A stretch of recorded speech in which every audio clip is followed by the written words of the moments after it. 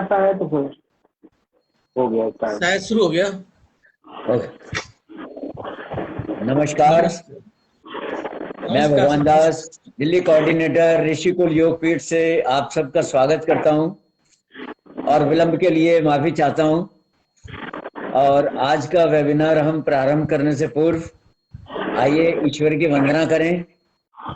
कमर गर्दन सीधा करें, कोमलता से आंखें बंद करें। ओम भूर्भुवस्सुः तत्सवितुर्वरेण्यं भर्गो देवस्य धीमहि धियो यो नः प्रचोदयात्। ओम।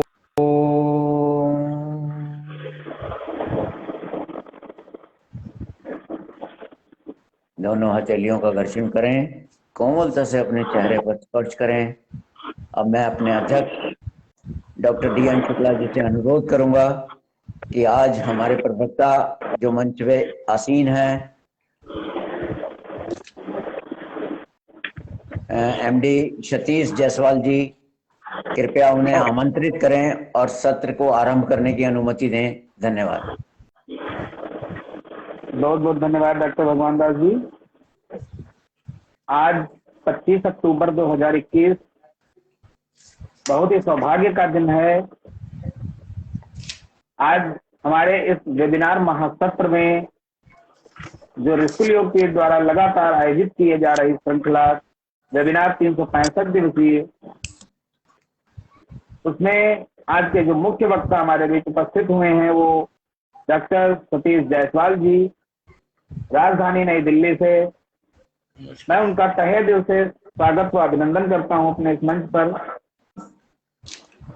और वो एमडी एक्यूप्रेशर और पंच तत्व एक्सपर्ट हैं। तो आज हम उनके मुख से कुछ ऐसी विशिष्ट जानकारी के बारे में जानेंगे जो सभी को लाभ पहुंचाने वाली है। और मैं आज के जुड़े हुए जो श्रोतागण व दर्शक हैं, मैं उनका भी अभिवादन करता हूं, अभिनंदन करता हूं, स्वागत करता हूं आज के इस वेबिनार महासत्र में।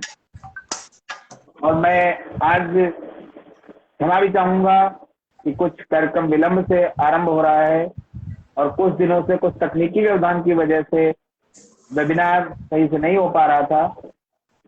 तो मैं अब सीधे आमंत्रित करूंगा आज के मुख्य वक्ता डॉक्टर सतीश जायसवाल जी को कि वो आए और आज अपनी जो जानकारी प्रदान कर रहे हैं तो वो प्रेषित करें। धन्यवाद। वेलकम। नमस्कार सभी को। मैं दिखाई दे रहा हूँ?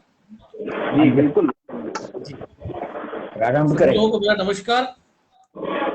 मैं सतीश जायसवाल एक्यूप्रेशर चिकित्सा से जुड़ा हुआ हूँ और मेरी विशेषता पंचतत्व पे है।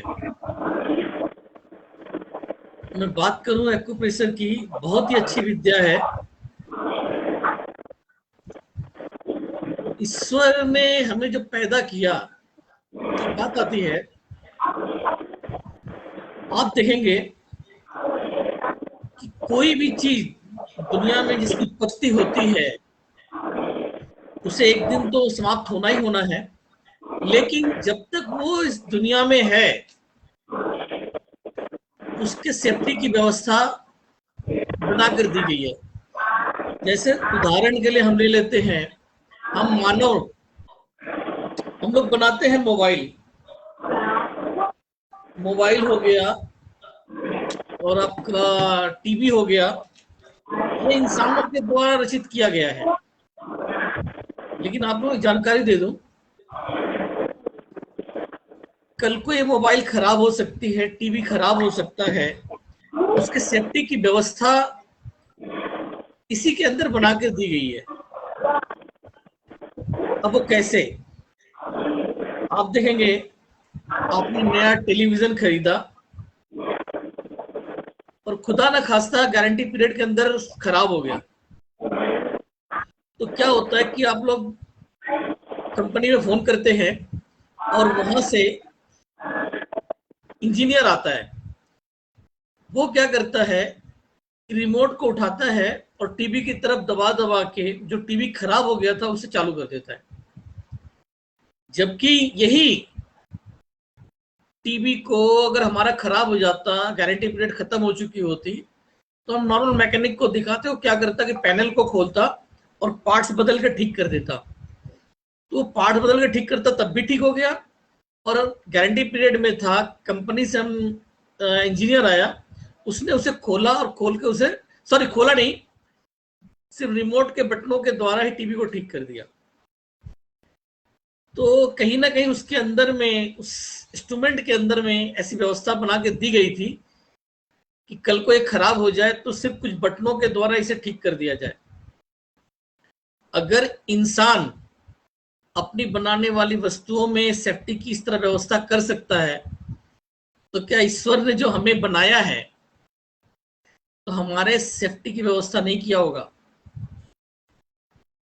जैसे हम लोग बाहर से दवा खा खा के ठीक होते हैं, सीधी सी हमारी बात है कि हम बीमार पड़ गए, कोई भी खराबी आ गई, तो हम उसके लिए दवा खाएंगे, ठीक हो जाएंगे।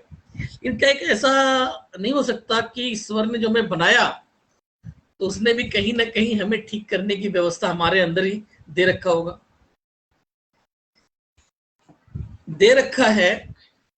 और उसी विद्या का नाम समझ लीजिए आप एक्यूप्रेशर है, कि कहीं पे भी कोई दिक्कत आ रही है, शरीर के किसी अंग को कहीं में प्रेशर कर दिया, दबा दिया, और दबा के और आपकी बीमारी दूर हो जाती है। प्रकृति के कुछ रंग हैं, रंग को लगा के हम बीमारियों को दूर कर लेते हैं। आप सभी लोग जानते हैं कि हमारा जो शरीर है 5 तत्वों से बना हुआ है।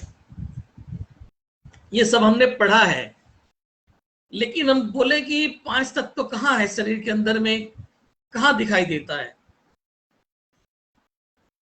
5 तत्व ही जल, अग्नि, वायु, पृथ्वी। पृथ्वी कहाँ है हमारे शरीर में? और जल कहाँ है? ये तो पूरा एक मानव शरीर पूरा अच्छा है, भला है, इसमें कहाँ से ये अग्नि कहाँ से पैदा हुआ? अग्नि आएगी तो जल जाएंगे। अरे भाई, अग्नि नहीं है तो शरीर गर्म क्यों रहता है?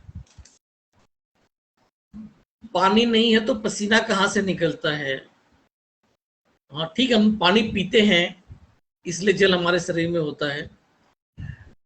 नॉर्मली अगर हम लगातार 2 दिन पानी ना भी पिए, तब भी जो है शरीर का जो पेशाब वगैरह जाना तब भी लगा रहेगा, तो शरीर में कहीं ना कहीं से पानी रहती है। हाँ, जब ये कम या ज्यादा होती है तो तकलीफ आ जाता है, पंच तत्व घट बढ़ जाता है। जब बीमारियां जो हमारे शरीर में आती हैं, उसमें माना जाता है कि यही 5 तत्व कम ज्यादा होकर बीमारियां पैदा करती हैं। जैसे हमारे आयुर्वेद में माना जाता है वात पित्त कफ 3 दोष बोला गया है, तो ये 3 दोष भी बने हुए हैं 5 तत्वों से। देखिए, बात आती है वात रोग। वात रोग की जब बात आती है तो हम समझ, वहां पर बात आता है कि कहीं वायु बढ़ने को वात रोग से कंसीडर किया जाता है, लेकिन खाली सिर्फ वायु से वात नहीं बनता। वायु और आकाश, इन दोनों के मिलन से वात बनता है, इन दोनों को मिलाकर। इसी तरीके से पित्त। पित्त केवल अग्नि नहीं है, अग्नि है लेकिन लिक्विड फॉर्म में है। पित्त एक एसिड। एसिड क्या है? किसी के ऊपर पड़ जाए तो जला देगी, लेकिन है तो तरल। इसी तरह से पित्त होता है, वो अग्नि होती है लेकिन उसके अंदर में भी जल मिला हुआ है, वो लिक्विड बना हुआ है, पित्त। तो यहाँ भी 2 एलिमेंट आ गए, 2 तत्व, अग्नि तत्व और जल तत्व। इसके पहले मैंने बताया वात, उसके अंदर क्या था? आकाश था और वायु था। इसके बाद आती है कफ। कफ जो सर्दी खांसी होता है, तो कफ बनता है जल और पृथ्वी के मिलन से, कीचड़ नुमा। जब बारिश वगैरह होती है, हम भीग जाते हैं, तो हमें कफ वाली बीमारी आ जाती है, सर्दी खांसी कफ हो जाता है। लेकिन कफ अकेले पानी से नहीं बनता, जब पानी और मिट्टी मिलती है तो कफ बनता है। तो ये कैसे है? ये जो पंच तत्व होता है, पंच तत्व में क्या है कि ये 5 तत्व एक दूसरे को पैदा करते हैं और एक दूसरे को कंट्रोल भी करते हैं। पांचों तत्व, पंच तत्व कई जगहों पे यूज होती है, पूरे संसार ही पंच तत्वों से बना हुआ है और हर जगह इसको थोड़ा चेंज करके लिया गया है। कहीं पर कुछ भाषा बोली जाती है, मैं बंगाल गया हुआ था, वहां मैंने बोला पंच तत्वों की बात किया, क्षितिजल पावक गगन समीरा, ये तो चलो संस्कृत के वर्ड में उन्होंने पता है, लेकिन उसको जब ट्रांसफर करने की बात आ गई तो उन्होंने कुछ और ही नाम बताया, आकाश का व्योम बता दिया, क्षिति मतलब पृथ्वी के लिए कुछ और शब्द लिया, यानी कि अलग अलग शब्द यूज होते हैं अलग अलग जगहों पे, लेकिन सबका मतलब ही निकलता है 5 एलिमेंट, पंच तत्व, जो है आपका वायु, अग्नि, जल, पृथ्वी और आकाश। हमारे एक्यूप्रेशर विद्या के अंदर में पंच तत्व इसका मेन है चीज मानी जाती है कि पंच तत्व से डायग्नोस किया जाता है कि इंसान के अंदर में कौन सी बीमारी हुई है। और ये एक्यूप्रेशर विद्या शुरुआत तो हिंदुस्तान से हुई, लेकिन डेवलप हुआ चीन के अंदर जाके, और चीन का जो पंचतत्व है थोड़ा सा चेंज है। जब आप लोग वास्तु वगैरह अगर करते होंगे, वास्तु, यहाँ पे वास्तु के भी बहुत जानकार होंगे डॉक्टर साहब, वास्तु वाले भी बहुत से क्लासेस हुई होंगी यहाँ पर। तो वास्तु की क्लास में एक आता है Lo Shu grid, Lo Shu Chinese word है, और मैंने ज्यादातर वास्तुविद को देखा हूं कि वो लोग उसी पे काम करते हैं। मैं एक इंस्टीट्यूट में पढ़ाने गया था, वहां अप्लाइड साइंस पढ़ाई जाती थी, मतलब सब ज्योतिष के ही क्लास होते थे, और वहां मुझे एक्यूप्रेशर पढ़ाने का मौका मिला। तो सब स्टूडेंट जितने भी थे सब ये अप्लाइड साइंस के थे। एक्यूप्रेशर पहली बार उनके सामने इंट्रोड्यूस हो रहा था। जब मैंने उन्हें पढ़ाया, उसमें 5 एलिमेंट पढ़ाया, तो क्लास के समाप्ति के बाद उन स्टूडेंट्स का कहना था कि सर, इस क्लास के बाद हमारे कई अपने जो क्वेश्चंस थे वो क्लियर हो गए, कुछ अपने जो क्वेश्चंस थे वो क्लियर हो गए। अब वो क्या था, वो उन्होंने बताया कि सर हमें पढ़ाया गया है दिशाओं, मतलब वास्तु की क्लास, वास्तु के स्टूडेंट थे वो, वास्तु में हम लोग रेमेडी करते हैं नॉर्थ साइड में, ब्लू कलर यूज करते हैं, रेमेडी में ब्लू कलर यूज करते हैं। और हमने जो पढ़ाई किया हुआ है ग्रहों के हिसाब से, उसमें बताया गया है कि नॉर्थ का एरिया जो है बुध ग्रह का है, और बुध ग्रह का रंग होता है हरा। तो हमने पढ़ा हरा रंग, लेकिन जब हमें उपाय करने की बात आती है, रिजल्ट पाने की बात होती है, तो वहां हम ब्लू कलर यूज करते हैं। अब यह मन भटकता रहता था कि रिजल्ट तो आता है ब्लू कलर से, लेकिन मन में एक प्रश्न भी पैदा होता है कि जब ये एरिया बुध ग्रह का है तो ब्लू कलर क्यों? वो बड़े कंफ्यूज होते थे, उन्हें उनका आंसर नहीं मिल पाता था। और जब हमने 5 एलिमेंट पढ़ाया तब उनके समझ में आया, क्योंकि ग्रहों का भी रोल होता है, लेकिन उससे भी कहीं ज्यादा रोल होता है पंच तत्व का। जो उत्तर की दिशा है पंच तत्व के आधार पर वो जल तत्व का माना जाता है, और जल तत्व का जो जल का जो रंग होता है वो नीला होता है। जल क्या, समुद्र का जो जल होता है वो लहर के नुमा आती रहती है, जाती रहती है, तो फिर वो एनर्जी का फ्लो, रनिंग अवस्था, जल तो है हमेशा रनिंग अवस्था में रहना चाहिए, आते जाना चाहिए। तो ये तरीके से घर के अंदर में मनी का फ्लो, मनी एक एनर्जी है, धन एक एनर्जी है, तो धन आना भी चाहिए और जाना भी चाहिए। जाता तो है ही है, धन तो जाता ही जाता है, क्योंकि धन के बिना आप सर्वाइव करना ही मुश्किल है। धन आपके घर में आया, या मान लीजिए नौकरी पेशा व्यक्ति हैं तो 1 से 5 तारीख के बीच में आ गई सैलरी, आ गई, इसके बाद पूरे महीने उसे जाना जाना है, तो धन को आना और जाना लगा रहे, इसके लिए हमारा नॉर्थ एरिया जो है स्ट्रांग रहना चाहिए मनी के फ्लो के लिए। तो वो जल तत्व होने की वजह से आता जाता था।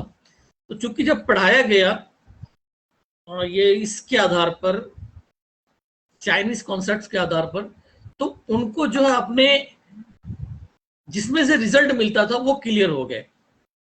और ये पंच तत्व जो मैं पढ़ाने का आप लोगों को प्रयास कर रहा हूं, ये एक दिन का विषय तो है नहीं, ये बहुत बड़ा विषय है। विषय इतना बड़ा है कि जैसे आप ये समझ लीजिए,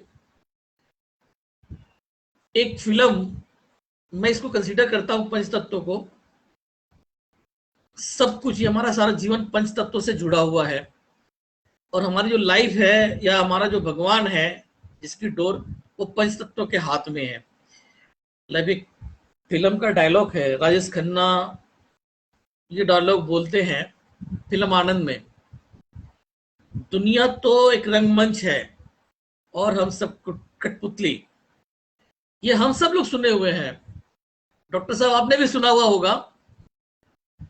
लेकिन क्या प्रमाणित किया जा सकता है कि ये पंच तत्व, सॉरी, ये जो हम लोग सिर्फ कठपुतली हैं, क्या इसे प्रमाणित किया जा सकता है? लेकिन अगर इस 5 एलिमेंट को जब मैं पढ़ाने का प्रयास कर रहा हूं, आप लोग समझाने का प्रयास कर रहा हूं, जब इसको आप लोग समझेंगे तो आपको आंख से दिखाई देगा कि यार वाकई में जो है कि हम तो सिर्फ कठपुतली हैं। अभी सिर्फ हम लोग खाली सुन रखा है हमने कि कठपुतली है, लेकिन हम सब कुछ तो अपने काम अपने मन से करते हैं, हम किसी कठपुतली हैं। लेकिन जब आप 5 एलिमेंट को समझेंगे तब आपको पता चलेगा कि नहीं, हम कठपुतली हैं। कठपुतली मीन्स, मैं आपको एक उदाहरण समझाना चाहता हूं। आपने अपना जीवन गुजारा होगा, 20-22 साल की एज थी, 25 साल, गाड़ी चलाते थे।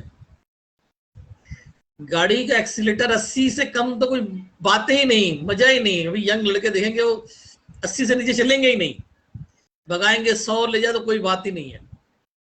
लेकिन 60 साल क्रॉस कर जाइए, वही व्यक्ति, वही मतलब एक्सपर्ट ड्राइवर सब कुछ है, वो जब 60 साल से गाड़ी, जो उसकी गाड़ी है, कभी 60 नहीं जाएगी, 60 छोड़िए 50 नहीं जाएगी। ऐसा क्या हो जाता है यार? तो एक्सपर्ट ड्राइवर था, जितना पुराना खिलाड़ी हो गया तो उसे तो और भी अच्छी आ जानी चाहिए गाड़ी चलाना। अब वो क्या 150 की स्पीड भी ले आना चाहिए? मतलब इंसान को क्या हुआ कि भाई हमने इतने साल सीख लिया, सीख लेने के बाद अब तो हमारी जो है पोटेंशियल और बढ़ जाती है, ग्रोथ और हो जाना चाहिए, लेकिन डाउन क्यों हो जाती है? 50-60 साल के बाद जो है आपकी गाड़ी की स्पीड 60 नहीं भागेगी। ऐसा क्या हो जाता है? आप स्किल भूल जाते हैं कि क्या हो जाता है? मैंने एक पीपीटी भेजा था, आप उसको लगा पाएंगे? नहीं, कट जाएगा डॉक्टर साहब। कट जाएगा तो छोड़िए, मैं बताता हूँ। अगर कुछ लोग हों तो लिख लीजिए। आप अपनी तरफ से दिखा सकते हैं ऐसे करके, अगर हो ऐसा तो कुछ नहीं है, मैं बताता चलता हूँ, लिखने वाले लिख सके इसको। ठीक है जी, ठीक है, ठीक। देखिए, हमारा जो जीवन होता है, जीवन पंच तत्व से इसको लगभग जीवन 90 साल, किसी का 60 साल। इस पंच तत्व को थोड़ा सा चेंजिंग किया गया है एक्यूप्रेशर विद्या में, इलाज के लिए। वायु तत्व है, लेकिन वायु को नाम वहां पे बदल दिया गया है, वायु के स्थान पे काष्ठ तत्व बताया गया है। होता है कि वायु जो है पेड़ पौधों के द्वारा ही वायु का पता चलता है, तो वायु के साथ में पेड़ पौधे, इसको समझने के लिए बता दिया गया कि वायु को कंसीडर कर दिया गया पेड़ पौधों से। तो पहला जो एलिमेंट है वो उड एलिमेंट, यानी कि वायु तत्व या उड एलिमेंट, दोनों को एक में मानना पड़ेगा। इसके बाद दूसरा, वायु से पैदा होती है अग्नि, यानी लकड़ी जब जलती है तो उससे आग पैदा होता है, और आग जब बुझ जाती है तो राख में कन्वर्ट होती है, और राख जो होता है पृथ्वी तत्व माना जाता है। और पृथ्वी की जो खुदाई करते हैं तो उसमें से धातु निकलता है, यहां पर आकाश तत्व को धातु तत्व बताया गया है। मेटल एलिमेंट, आप लोगों ने नाम सुना होगा, मेटल एलिमेंट। तो हमारे शरीर में भी बहुत सारे मेटल्स मिलते हैं। लाइक आप देखिए, तरह तरह के मैग्नीशियम है, कॉपर है, गोल्ड है, आयरन है। बॉडी में बहुत तरह के मेटल्स मिलते हैं। वातावरण में भी इस तरह से मेटल्स हैं।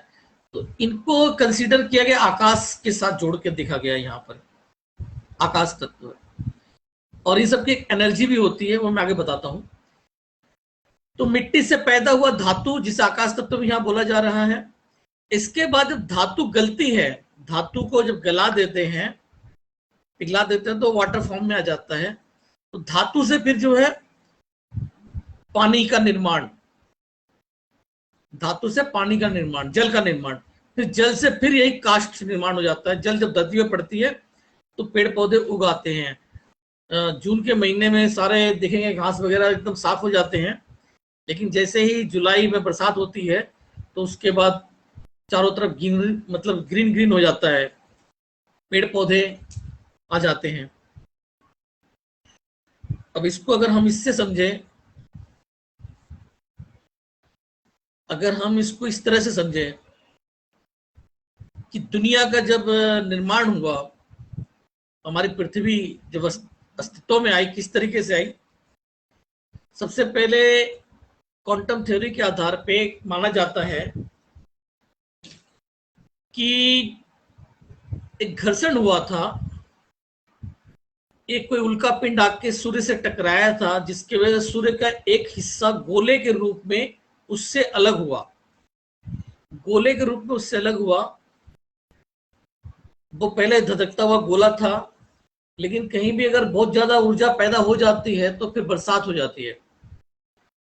अब उस घर्षण से बहुत ज्यादा ऊर्जा पैदा हुई थी, जिसके कारण बहुत तगड़ा बरसात हुआ, बहुत बारिश हुई।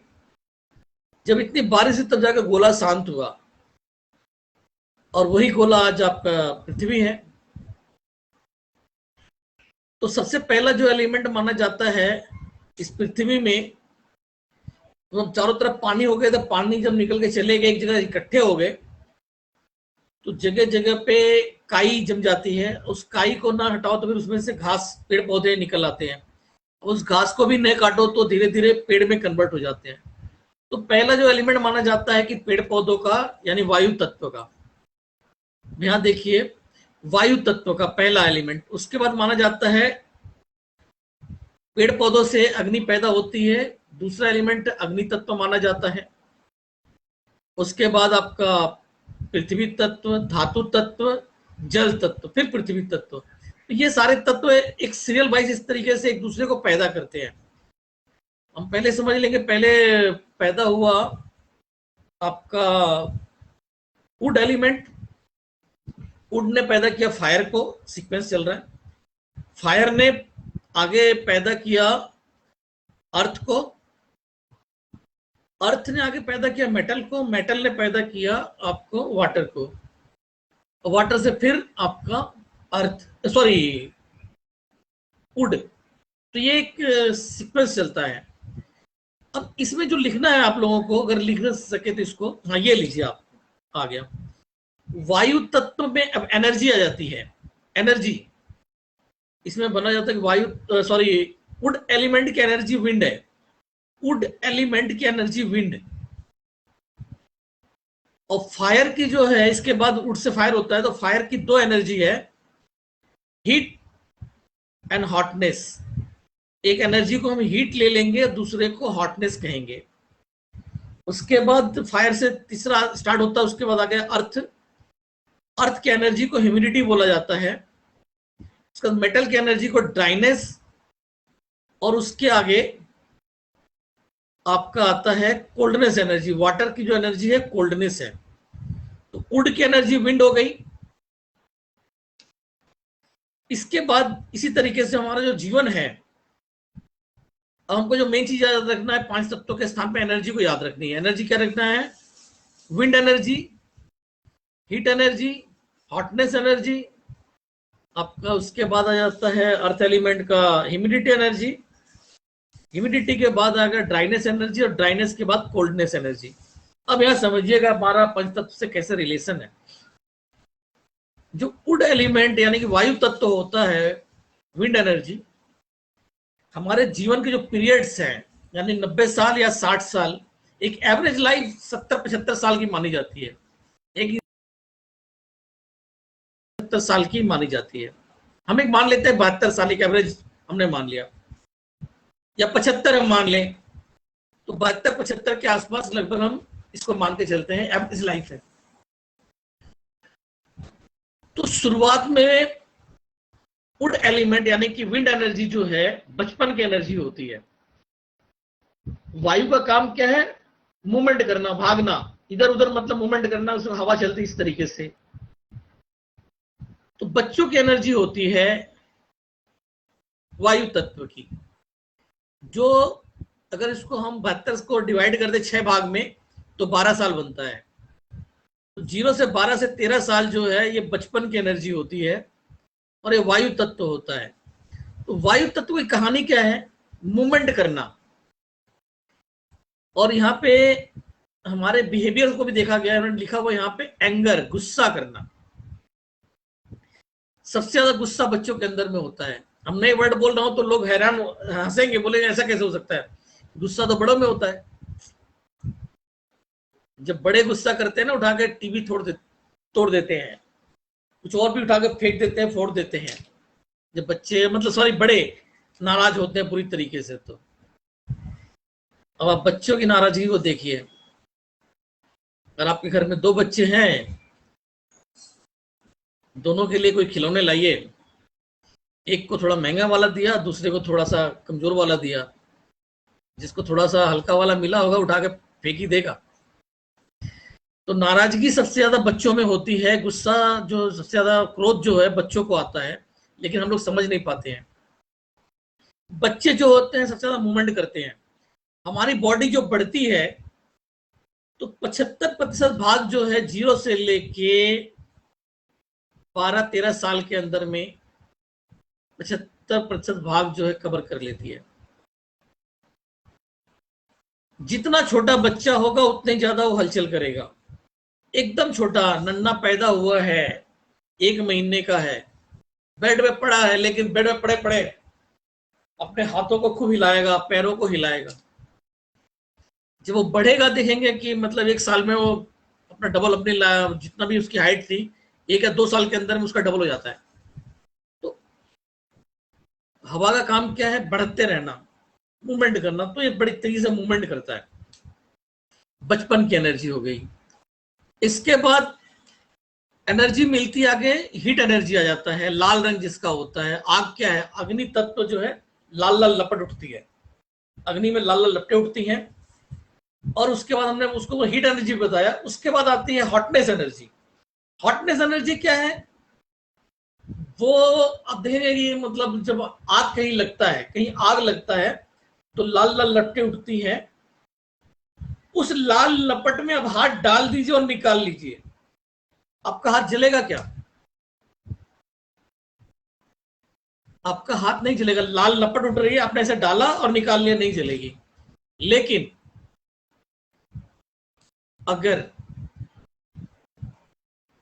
जब वो अग्नि शांत हो जाती है, धधकता कोयला, जब मतलब आप पहले क्या था कि लपट उठ रही थी, लाल लाल लपट उठ रही थी, उसके बाद वो धधकता कोयला बन जाता है, लपट उठनी बंद हो जाती है, उसका रंग बदल जाता है। रंग हो जाएगा आपका ऑरेंज सा कलर आ जाता है। और उसको अगर आप छू दिया आपने, वो अग्नि स्थिर है लेकिन उसमें पावर बहुत ज्यादा होती है।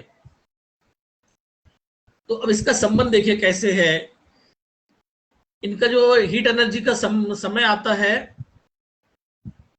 12 से लेके 24 साल। हमने क्या बोला? हीट एनर्जी जो है लाल लाल लपटा उछाल मारती है। अब जीवन को देखिए, 12 से 24 साल के बीच में, तो लाल रंग का संबंध हमारे रक्त से भी है। और इसमें जब हम लोग चिकित्सा में पढ़ते हैं तो यहाँ पर ऑर्गन्स भी पढ़ाए जाते हैं। हीट एनर्जी के ऑर्गन्स आते हैं आपका, उसमें आपका ब्लड आता है। और हॉटनेस एनर्जी में हमारे जेनाइटल ऑर्गन्स आते हैं। और उसके बाद हमारा उससे आगे जब पृथ्वी तत्व आता है उसमें हमारा फैट आता है, फैट माना जाता है। और इसके इमोशंस की बात आती है तो इमोशंस आपने शेयर कर दिएगा आप जरा स्क्रीन को, तो समझ में आएगा।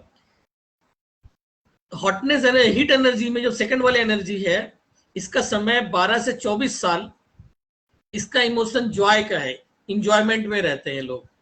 12-13 साल से लेके 24 साल तक उछल कूद, इंजॉयमेंट, चिंता फिकर दूर, चिंता फिकर का कोई लेना देना नहीं, खाली मतलब मौज मस्ती, इंजॉयमेंट।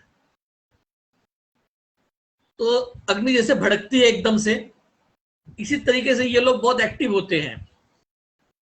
जैसे ये लड़का दिख रहा है बहुत एक्टिव। तो दूसरा वाला खोलना जरा, इसके बगल वाला। नहीं ये नहीं, हाँ ये वाला। हीट एनर्जी 12 से 24 साल, जॉय और एक्टिविटी, मतलब ये बहुत ज्यादा एक्शन में रहते हैं, एक्टिविटी करते हैं, जॉयमेंट, इंजॉयमेंट में लगे रहते हैं। इसके साथ में यहाँ पर हीट एनर्जी है, लाल रंग होता है, रक्त का इससे संबंध है। जब हमारी बॉडी यहां से यहाँ इंटर करती है तो इसमें दोनों के गुण आ जाते हैं। 12 से 24 मतलब 14-15 साल में दोनों गुण रहते हैं। क्या गुण रहता है? एक तो वायु तत्व का भी रहता है और अग्नि तत्व का रहता है, जिसके वजह से इस जगह पे आके 14-15 साल पे बॉडी बड़ी तेजी से ग्रो करती है, एकदम से ग्रो करती है। और 17-18 साल तक पहुंच के जो जितना आपको डेवलप होना है उतना हो जाता है। तो ये 15-16 साल की जो एनर्जी है उछाल मारने वाली है, मैंने बोला, और एक्शन वाली है। अब मान लीजिए 16-17 साल के लौंडे हैं, हमेशा खेल कूद में एक्टिव रहने में लगे रहते हैं। जब मैं छोटे वाले बच्चों की बात किया था तो वो क्या होता है, वो भाग दौड़ करने वाले ज्यादा थे, और ये जो है अभी वाले हैं 15 से ऊपर वाले उछाल कूद करने वाले। अब इसका मतलब समझिए कैसे है कि आप अपने 10 साल के बच्चे को लेकर, 8 साल के बच्चे को लेकर किसी के घर गए या शादी पार्टी में भी जाते हैं, तो आप जाएंगे वहां पर स्थिर होकर कुछ लोगों से बात करेंगे, लेकिन ये बच्चे पूरे हॉल का, जिसके घर में गए हैं, उनका सारा भूगोल, पूरा घर एकदम नाप डालते हैं। वो कहीं स्थिर होकर नहीं बैठते, दौड़ते रहते हैं। तो बच्चे हमेशा दौड़ते ही रहते हैं, भाग दौड़, विंड इनके अंदर में बहुत ज्यादा, इसलिए भागते रहते हैं। इसी तरह से बहुत से लोग ऐसे भी होते हैं जो बहुत भाग दौड़ करने वाले होते हैं, वो जल्दी टिक के नहीं बैठते। तो उन्हें माना जाता है कि वो वायु तत्व उनके अंदर में प्रधान है, गुस्सा भी ज्यादा करते रहते हैं।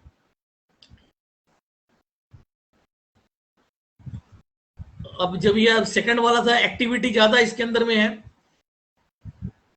जब हमारी बॉडी 12 से 14 मतलब क्रॉस करती है या 15-16 साल में आ गई, तो 15-16 साल में क्या होता है कि झगड़ा हो गया आपस में, दोस्त यार बहुत सारे हैं, मान लड़ाई हो गई किसी दोस्त की, दूसरा आगे बताया कि यार मेरी उससे लड़ाई हो गई है।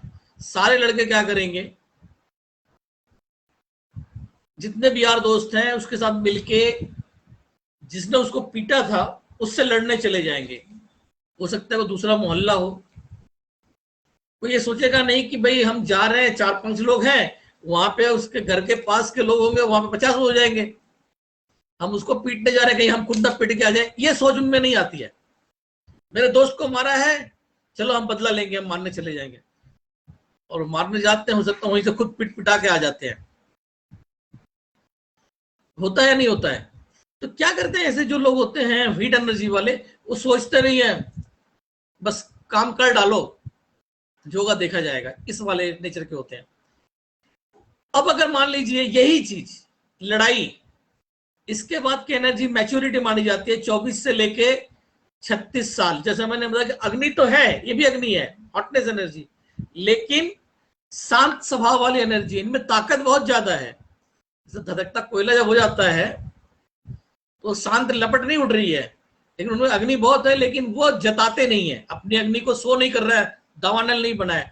जहां पर वहीं पे शांत होके, जैसे लोहार लोग अपना लोहा गर्म करके पिघलाते हैं जब, तो इसी तरह के एकदम शांत, पूरा जब तक लपट उठता है तब तक वो लोग लोहा नहीं गलता, लेकिन जब वो एकदम शांत हो जाता है, ऑरेंज कलर में आ जाता है, तब वो लोहे को मतलब मूवमेंट देने वाली बात आ जाती है। तो अब पावर उनमें ज्यादा है, लेकिन उस पावर का इस्तेमाल सोच समझ के होता है। लाइक अब हम देखते हैं कि ये लोग 15-16 साल में गए थे, अब 26-27 साल 28 साल की एज हो गई है, जब वो लोग आ चुके हैं मैच्योरिटी वाले एनर्जी में। दोस्त यार सारे वही हैं। अब कहीं वही झगड़ा हो जाता है। अब वो दोस्त आके बोलता है कि यार देख मेरा इस तरह से हो गया है, तो अब क्या होगा। अब यही लोग बोलेंगे कि भाई पता करेंगे कि गलती किसकी है, गलती किसकी है। अगर इसकी गलती है तो साथ देने जाएंगे, अगर इसकी गलती नहीं है, मतलब इसकी गलती है, तो साथ नहीं जाएंगे। अगर ये मासूम है, इसके साथ ज्यादती हुई है, तब ये यार दोस्त मिलके हो सकता है कि वहां पर दूसरी पार्टी के साथ लड़ने जाए। मतलब यहाँ पे सोच समझ के काम होगा। राइट, सही बात है। लेकिन अब आप देखिए यहाँ पर एक चीज और देखते हैं, जैसे हीट एनर्जी में इंस्टॉल होती है ये, यहाँ पे ब्लड शुरू हो जाता है। अच्छा, एक तत्व दूसरे तत्व को काटता भी है। यहाँ पर ही आपको बताऊं कि हमने तो आपको पहले सर्कल बता दिया था कि पैदा कर रहे हैं, इसी तरीके से यही पांचों तत्व, कोई तत्व बढ़ ना जाए उसको कंट्रोल आपस में करते हैं। जैसे कि अग्नि है, सर्दी का मौसम आ रहा है, हम लोग सिकाई करने के लिए आग जला लेते हैं, वो तो अच्छा है, बेनिफिट दे रही है, क्योंकि बॉडी में अग्नि तत्व कम हो जाता है। ठंड ज्यादा बढ़ने की वजह से अग्नि तत्व कम हो गया। हमने तो जलाया आग, लेकिन वही आग पकड़ ले उस घर में, यानी कि घर के और भी चीज जलाने लग जाए, अब नुकसान होने लग जाएगा। फायदे की जगह पर नुकसान होने लग जाएगा ना। आगे ही लग गई, हमने आग तो जलाया था अपने काम के लिए, लेकिन उससे घर के पर्दे वगैरह पकड़ लिए तो घर में आग लग सकती है। तो आग अगर बढ़ जाती है, एक्सेस हो जाती है, तो उसे कंट्रोल करने के लिए पानी है, पानी से आग को कंट्रोल कर देंगे। अब पेड़ पौधे हैं, पेड़ पौधे क्या है कि बहुत ज्यादा बढ़ जाते हैं तो घरों के अंदर आते हैं। तो पेड़ अगर बहुत ज्यादा बढ़ेंगे तो आंधी तूफान आएगा। तो पेड़ ज्यादा ना बढ़े, उसे कंट्रोल में रहे, उसके लिए क्या है, लोहे की कुल्हाड़ी से उसको हम काट के कंट्रोल कर देते हैं, लकड़ी कंट्रोल हो गई। अब पृथ्वी मिट्टी है, मिट्टी हर जगह फैलेगी। जैसे कि पानी की जो स्रोत है, मिट्टी क्या करती है, पानी के स्रोत को रोक देती है। जैसे कि मान लीजिए बाढ़ आ गई है, बाढ़ आ गई है तो बाढ़ को हम लोग क्या करेंगे, फिर मिट्टी वगैरह की बांध बना के उसको कंट्रोल करते हैं। मिट्टी से बांध दिया था ना, मिट्टी डाल डाल के लोग क्या करते हैं, उसको मिट्टी से पानी को कंट्रोल करते हैं। तो मिट्टी से पानी कंट्रोल होती है। हाँ, मिट्टी को पानी को कंट्रोल मिट्टी करता है। अब इसी तरीके से पेड़ पौधों किसने, मेटल ने कंट्रोल कर दिया, धातु ने। अब मिट्टी को कौन कंट्रोल करे, तो मिट्टी को कंट्रोल करता है लकड़ी। कैसे कंट्रोल करती है, आप देखें जहां भी जल के स्रोत होते हैं उसके किनारे पेड़ पौधे लगा दिए जाते हैं, ताकि वो मिट्टी को पकड़ के रखें। जितना भी उसका किनारा होगा, नहर का किनारा, नदी का किनारा, तो वहां पर उसको लगा देते हैं। यही पेड़ पौधे जो होते हैं मिट्टी को फाड़ के निकल आते हैं, पेड़ पौधे मिट्टी को फाड़ के निकल आते हैं। तो इस तरीके से पेड़ पौधे जो होते हैं वो मिट्टी को कंट्रोल करते हैं, और धातु को अग्नि पिघला देती है। तो इसी तरीके से सभी को कंट्रोल करते हैं। अब इनमें एनर्जी आप देखें लिखा हुआ है, वायु तत्व के लिए आपका गुस्सा दिखाया गया है, नाराजगी यानी क्रोध, उसका इंजॉयमेंट दिखाया गया है। उससे अगले वाले की 30 से मतलब आपका 24 से 36 साल की जो टाइम पीरियड है, उसकी एनर्जी में बताया गया है कि मैच्योरिटी है। उसके आगे 36 से 48 साल, वो जो समय है, वो समय होता है आपका फैलाव का, एक्सटेंशंस का। उसका संबंध हमारे फैट से भी है। बॉडी में पृथ्वी तत्व का संबंध हमारे फैट से इस कॉन्सेप्ट में माना गया है। जबकि आगे हम लोग आयुर्वेद में पढ़ते हैं तो पृथ्वी तत्व का संबंध हमारे हड्डियों से माना गया है, लेकिन इसमें जो है ये चाइनीज कॉन्सेप्ट के अंदर में हड्डियों के लिए जल तत्व को माना गया है।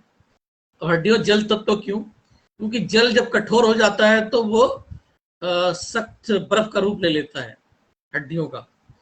हमारे शरीर में 70% जल माना गया है, तो सबसे ज्यादा भार शरीर के अंदर में आप देखेंगे तो हड्डियों का होता है। बॉडी का सबसे ज्यादा भार जो है हड्डियों का होता है, तो जल तत्व इसलिए माना गया है। तो अलग कॉन्सेप्ट यहाँ पे हम देखते हैं। हम लोग हमने देखा कि अग्नि तत्व का उछल कूद, मौज मस्ती, इसके बाद जो है हॉटनेस एनर्जी का जो था वो मैच्योरिटी था, समझदारी थी। इसके आगे हमने देखा है आता है हमारा ह्यूमिडिटी एनर्जी, पृथ्वी तत्व, उसका काम है फैलने का, मिट्टी फैलती है।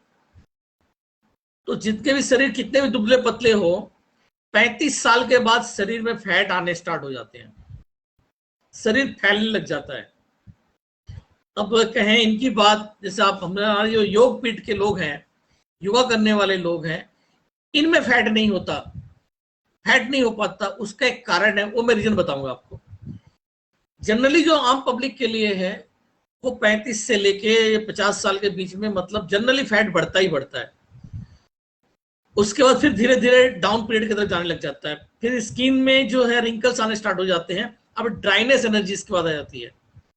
50 साल के बाद जो है ड्राइनेस एनर्जी स्टार्ट होती है। तो ड्राइनेस एनर्जी स्टार्ट होने पे क्या होता है कि बॉडी में रिंकल्स आने स्टार्ट हो जाते हैं, और हमारी जो सोच विचार है वो भी थोड़ी सी सिकुड़ने लगती है, कंट्रैक्ट होता है, मन में अवसाद पैदा हो जाता है, चिंताएं ज्यादा घेरती हैं। इसके बाद उम्र 60 साल से क्रॉस जब कर जाता है तो हमारी बॉडी चली जाती है जल तत्व में। और जल तत्व की एनर्जी बताया गया फियर, डर। आपने इसमें चार्ट में देख लीजिएगा, डाला गया था। तो जल तत्व की जो एनर्जी है उसमें कोल्डनेस, ठंड ज्यादा लगता है, और आपका फियर। जैसा मैंने बताया कि जब हम लोग 20-22 साल के थे तो उस समय उछाल वाली एनर्जी थी, जोश बहुत ज्यादा भरा होता है, जोश होती है उसके अंदर में। तो जोश के वजह से हम चलते रहते हैं बाइकों से। और उसके बाद जब हमारा फियर वाला एनर्जी आ गया, जल तत्व की एनर्जी, क्योंकि जल क्या करते हैं, अग्नि को बुझा देती है, तो ये दुश्मन है। जब शरीर उस तत्व में पहुंचता है तो वहां से जो है जोश खत्म हो जाता है और भय, बॉडी में ज्यादा मतलब डर लगने लगता है। डर के कारण अब वो गाड़ी जो है 50 से ऊपर नहीं जाती है। ये बहुत बड़ा विषय है, कभी और रख लेंगे हम लोग, इसको अच्छे से समझेंगे। आज के लिए तो बस इतने ही, मौका लगता है कभी तो फिर मिलेंगे। बहुत अच्छे डॉक्टर साहब जी। आइए शुक्ला जी। बहुत बहुत धन्यवाद डॉक्टर सतीश जायसवाल जी को, आज अपना बहुमूल्य समय हमारे इस महासत्र में दिया। और बहुत ही वाकई में मतलब वास्तव में इतनी अच्छी जानकारी, जो डीप में जा करके हर चीज को एकदम प्रैक्टिकली समझाना, मतलब हम जैसा पहले शुरुआत में ही बता चुके थे कि आज कुछ विशिष्ट जानकारी प्रदान करने वाले हैं हमारे मुख्य वक्ता, मुख्य अतिथि जी। तो वही जानकारी आज प्रेषित की जा रही थी इस वेबिनार महासत्र में, और फिर भी सत्र में अभी पूरी जानकारी नहीं हो पाई है। आगे फिर से हम डॉक्टर साहब को अपने इस महासत्र में आमंत्रित करेंगे और आगे भी पूरी जानकारी इसकी दी जाएगी। और आज समय काफी विलंब से आरंभ हुआ था आज का वेबिनार भी, तो इस वजह से समय हो चुका है। मगर मैं तहे दिल से ऋषिकुल योगपीठ परिवार की तरफ से धन्यवाद करता हूँ डॉक्टर सतीश जायसवाल जी का, और पुनः अनुरोध करूंगा कि वो फिर अपना कभी सत्र अपॉइंट करके इस वेबिनार आयोजन में आए और पूरी जानकारी को प्रेषित करे, प्रसारित करे।